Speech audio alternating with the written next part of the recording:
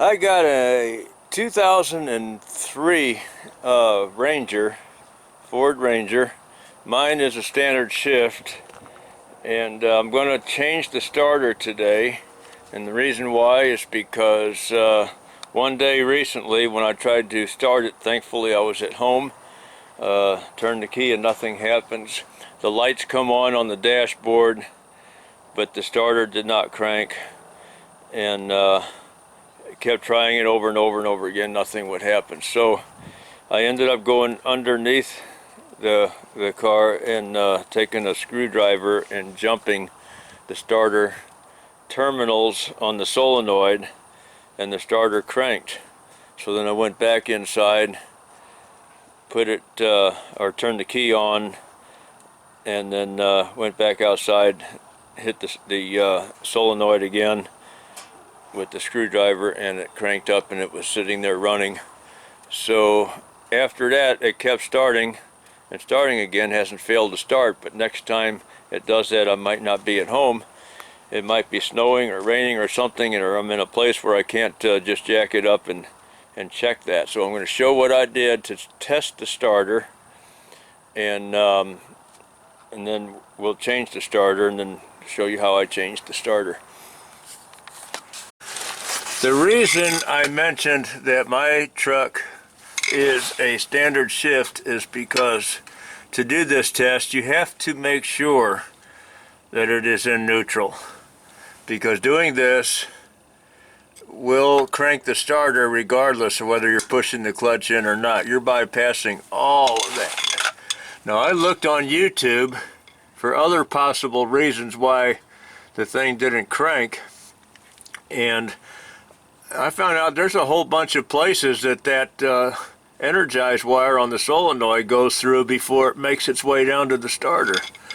And it's not like it used to be on the cars that I was raised on a long time ago. Anyway, this little plastic cap here, I had to get that off. It's just barely on there now because I didn't put it on tight. I just stuck it on there for this video. It was sitting inside the car, and that's why it just falls off like this. And this is hard for me to do this under here with the camera like it is, but I'm going to point at these terminals and tell you what they are. Okay, this one, you see the big wire right here the screwdriver's touching, that goes from here right inside the starter. Alright, that's where the battery power goes and turns the starter. This is the battery power up here on this one up here, and this is the energized terminal here. Alright, so what I want to do is first touch the energized terminal to the battery terminal. If I do that, then the solenoid turns on. It makes contact between this battery terminal and this starter terminal here. It makes contact between those two, and then the starter runs. If the solenoid is bad, which it is going bad, but it's not bad yet, is why I'm changing the starter. This terminal here, if I touch this one and the one up above it, and I'm going to do that in a second, that's how you test the whole starter. Now, if that doesn't work, if the starter doesn't work when you do that, then you can jump between these two bigger terminals. You jump between those, but be very careful not to hit a ground. And if you hit those two and the starter cranks, but it doesn't when you hit this one in the battery, well, then your solenoid's bad. My solenoid is going bad, but it was not quite bad. It just needed a kick in the butt, and then it got working again, but it's going to do it again. If it does it once, it'll do it again. And next time, it might not do it when I'm at home in my driveway. So that's why I'm changing the starter today. So let's go on ahead and do this. And if it doesn't work, when you jump these two together, then you have to make sure that you have good connection down here from your battery terminal. Your battery terminal has to be good connections from here all the way up to the battery, and of course you have to make sure your batteries up also. Anyway, I'm going to go on ahead and jump this energized terminal with the battery terminal, and we should get the starter to crank. I'm going to hit the nut instead of the threads. I don't want to burn the threads, so I'll hit the nut on it. Okay, that works good. It'll also work if you hit this one and this one, but I really don't want to do it that way. It's a little startled there because I don't want to burn anything up.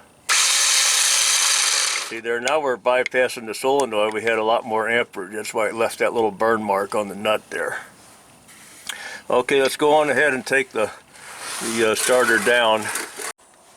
My cables are already loose because I knew when I had that starter issue I wasn't going to be driving it till I changed the starter. So there's my negative cable, it's off.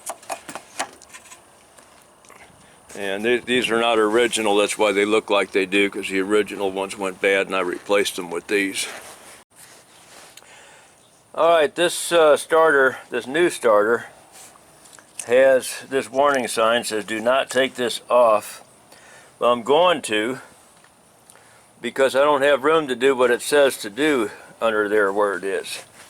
What it tells me to do is to splice this in, not use the old one that's on the original wiring harness. This is the energized wire. To splice this in onto the old wire that goes to this terminal. Well, it's not long enough to do that up there in place, so I've got to take it down, take the starter down, take all these wires off, and then I have to pull the wiring harness down where I can reach it, and then I can splice this in.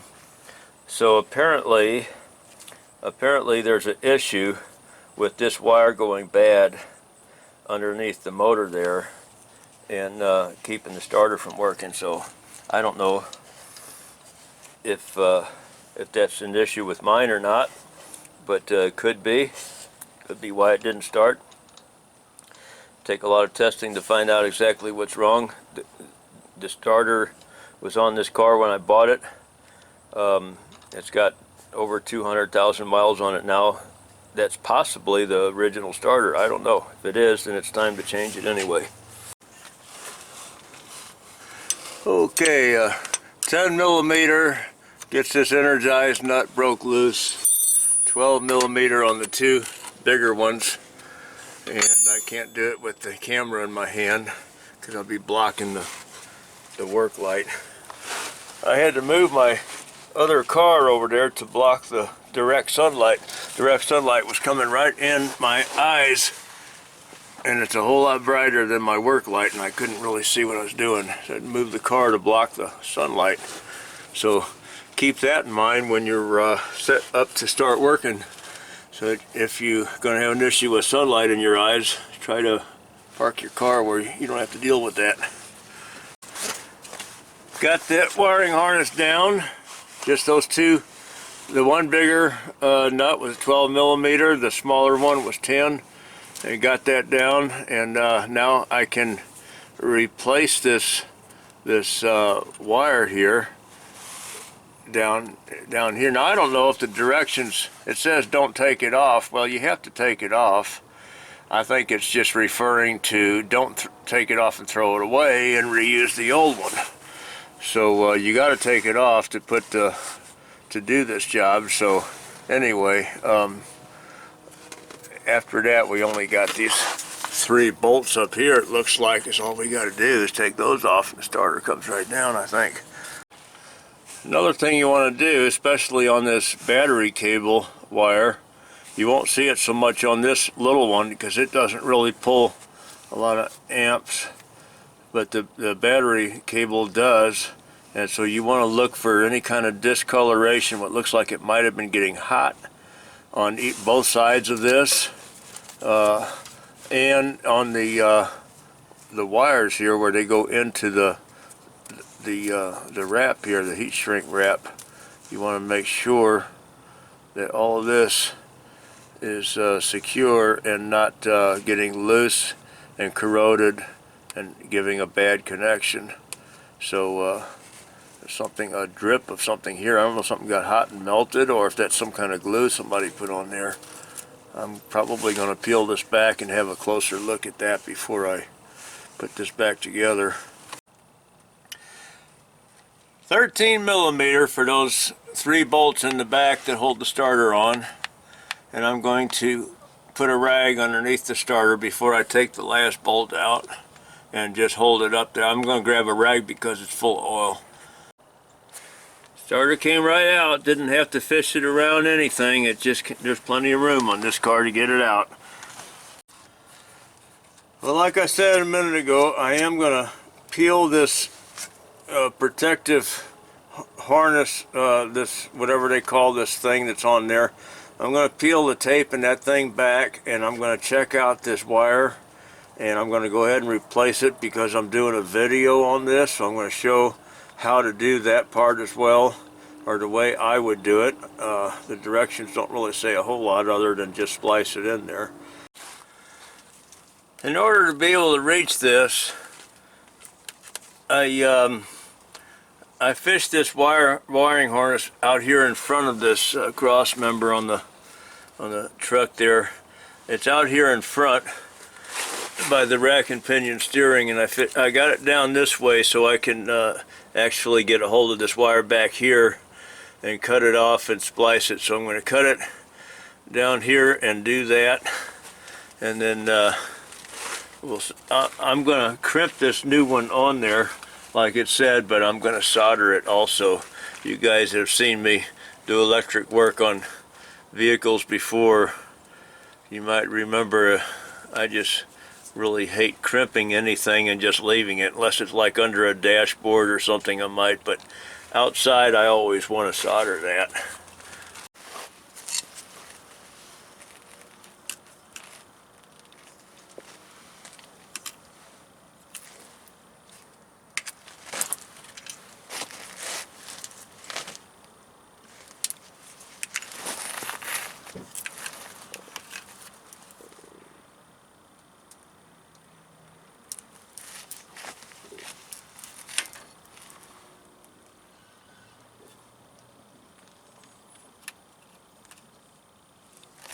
Very controlled by just a very little nip on the skin there with a wire cutter, and then go on ahead and peel that off.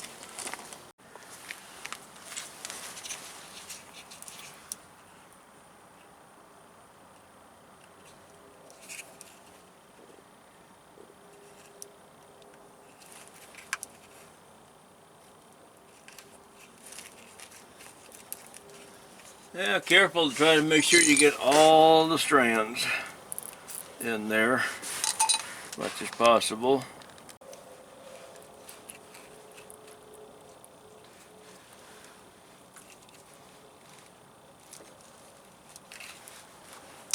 It is crimped, and that's good enough for everybody but me. I gotta solder mine. Sorry, but it's outside. And when you got current going through a wire, which only goes through this wire for a few seconds once in a while, but when you have current going through a wire outside, it's exposed to like electrolysis that will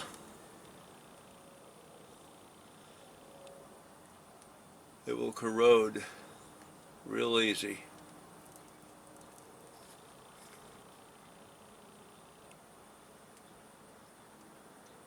I gotta wait till that terminal end of the wire gets hot.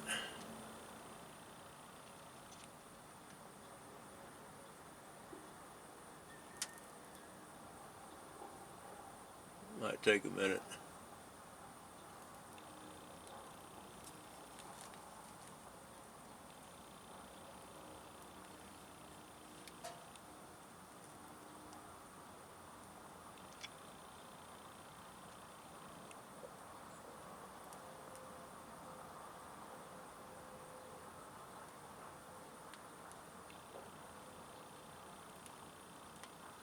I know that solder's going down inside that terminal, so we're good there. But what I don't know is, did they solder this end? Well, I'm sure they did not. The mass production, it's always cheap, sloppy, quick work. Doesn't have to last as long as they can sell it. But they got shrink wrap on it. It'd be a job cutting all that off of there in order to solder it, so I'm not going to. But I know if there's ever an issue, it's on here, it's not up here. Now they got this little shrink wrap boot, and before I put that on there, I'm going to squeeze a little silicone in there. I'm going to put a little dab of this on the wire.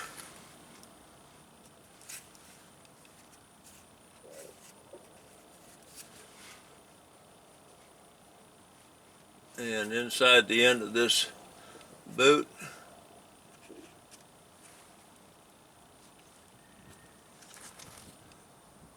So that when I heat shrink that on there, it will be a permanent seal, at least on this end. Then we can try to shove some in on the bottom end here too.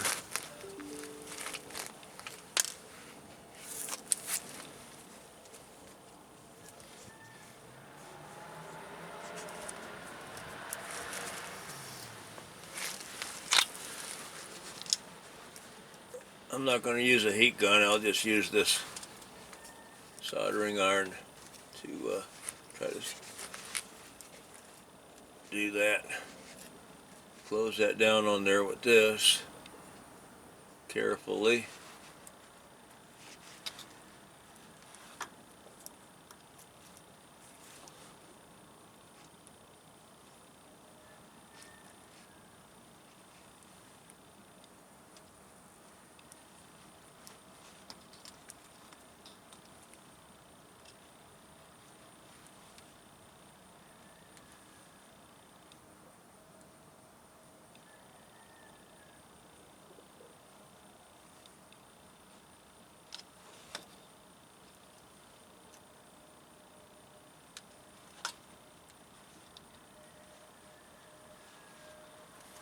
All right.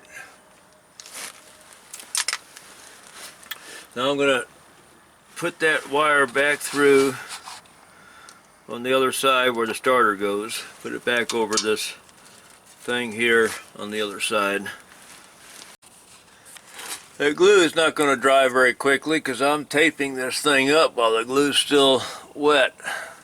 But I'm going to do that and then tape this piece of wire loom cover, shield, whatever stuff's called, and put that over it and tape that on too. I'm back on this a couple days later because it was a holiday and I couldn't go to the parts store.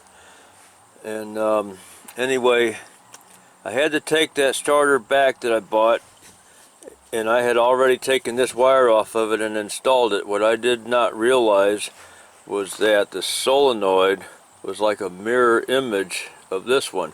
This energized terminal over here was on this side, and if it stayed over there and I installed it that way, I would not be able to put this cap on there.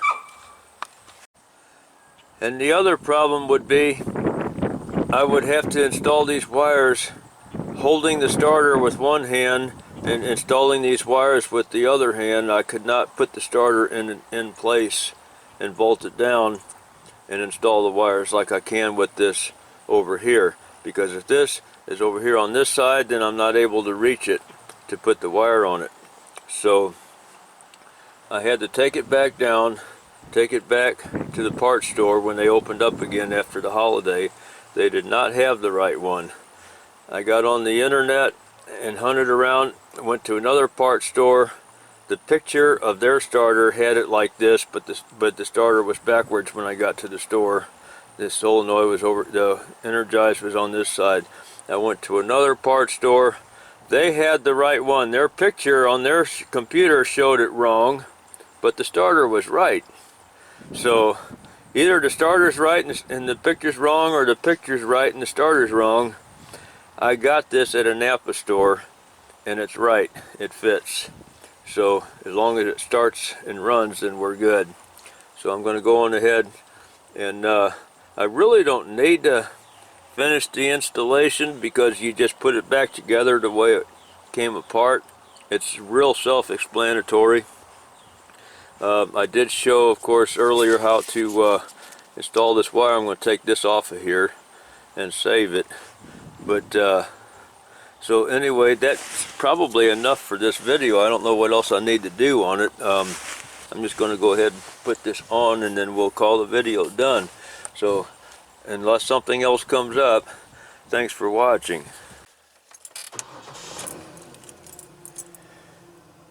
Sounds good to me.